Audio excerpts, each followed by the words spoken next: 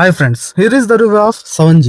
7G Brindavana colony అనే మూవీతో ప్రతి ఒక్కరిని ఇంప్రెస్ చేసిన సోనియా అగర్వాల్ ఇప్పుడు 7G అనే మరొక హర్రర్ థ్రిల్లర్ మూవీతో మన ముందుకు వచ్చేసింది. మూవీ ఎలా ఉందో తెలుసుకునే ముందు మన సినిమాటా ఛానల్ ని సబ్స్క్రైబ్ చేయండి, షేర్ చేయండి, సపోర్ట్ చేయండి. Everyday movie information, movie reviews, OTT updates తో మీ ముందుకు వచ్చేస్తాం. మీ అవైలబుల్ టైం 1 minute కూడా వేస్ట్ కాకుండా మంచి కంటెంట్ తో మీ ముందుకు వస్తాం. Please subscribe and share, support. ఇక మూవీ ఎలా ఉంది అనే విషయానికి వస్తే నచ్చలేదు. పరమ రొటీన్ బోరింగ్ మూవీ. అర్థం లేని సీన్లు, అలరించలేని హర్రర్ ఎలిమెంట్స్.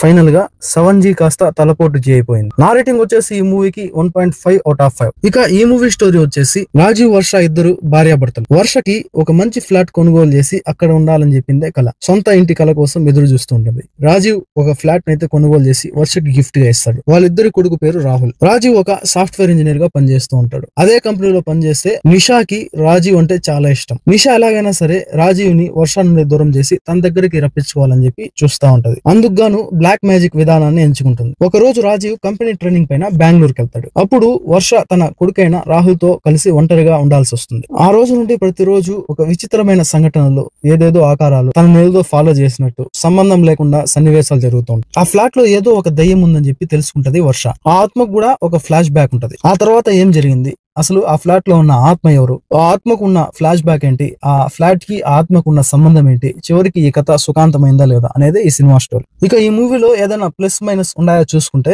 అసలు ప్లస్ కన్నా మొత్తం సినిమానే పెద్ద minus. 7G horror movie directed by Hurun. అసలు సోనియా అగర్వాల్ ను పెట్టి 7G బృందావన కాలనీలో 7G అనే మొదటి 2 అక్షరాలు తీసుకొని హర్రర్ సినిమా బదులు పెద్ద బ్లండర్ సినిమా తీశాడు. అసలు ఆ స్టోరీ కావచ్చు, ఆ హర్రర్ ఎలిమెంట్స్ కాదు, ఒకటి కూడా చూసే ప్రతి ఆడియన్స్ కి పెద్ద బోర్ కొట్టిస్తాయి. పైగా అర్థం లేని సీన్లు, లాజిక్ లెస్ సీన్లు, బోరింగ్ ఎలిమెంట్స్. అసలు ఒక హర్రర్ సీన్ కూడా ఒకరిని కూడా భయపడదు. అంతకు మించి VFX ఎఫెక్ట్స్.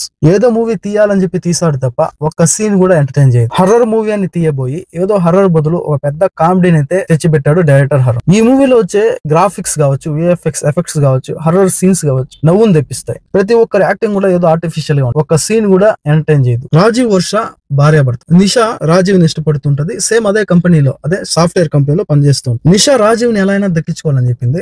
నైట్ అయితే మార్నింగ్ అంతా కంపెనీలో పనిచేస్తుంది. నైట్ అయితే రూమ్ లో కూర్చొని ల్యాప్టాప్ లో బ్లాక్ మ్యాజిక్ చేస్తారు. చూసే ఆడియన్స్ ఏమన్నా పిచ్చోళ్ళు అనుకున్నాడేమో డైరెక్టర్ హరుణ్. అయితే అసలు కంపెనీలో పనిచేసేది ఒక సాఫ్ట్వేర్ ఏంది, ల్యాప్టాప్ లో కూర్చొని 4 పుర్రెలు, కుంకుమ ఇవన్నీ పెట్టుకొని నైట్ అయితే బ్లాక్ మ్యాజిక్ కంప్యూటర్ లో చూసి బ్లాక్ మ్యాజిక్ చేసేది ఏందో అర్థం కాదు. ఇక ఆ VFX ఎఫెక్ట్స్ అయితే పరమ దరిద్రంగా ఉన్నాయి. ఆ ఫ్లాట్ లో ఉండే ఆత్మ పేరు మంజుల అని ప్రత్యక్షమే. అదేంటో అర్థం కాదు. ఒక హర్రర్ మూవీ అంటే అందులో స్టోరీ కావచ్చు, హర్రర్ సీన్స్ కావచ్చు, వాటికి బ్యాక్గ్రౌండ్ మ్యూజిక్ ప్లస్ అయితేనే ఆ సినిమా సూపర్ డూపర్ హిట్ అవుతుంది. ఈ సినిమాలో సీన్లు లాగానే బ్యాక్గ్రౌండ్ మ్యూజిక్ కూడా చాలా చాలా చాలా క్రింజీగా ఉంటది. ఖచ్చితంగా చెప్పగలను, ఈ 7G హర్రర్ మూవీ అయితే వర్త్ వాచబుల్ మూవీ అయితే కాదు. ఒకవేళ మూవీ చూసి ఎంజాయ్ చేస్తానంటే ఆహాలో తెలుగు లాంగ్వేజ్ స్ట్రీమింగ్ అవుతుంది, వెళ్ళి చూసేయండి. నెక్స్ట్ వీడియోతో మళ్ళీ కలుద్దాం. అప్పటి వరకు stay tune. Please subscribe and support. జై హింద్.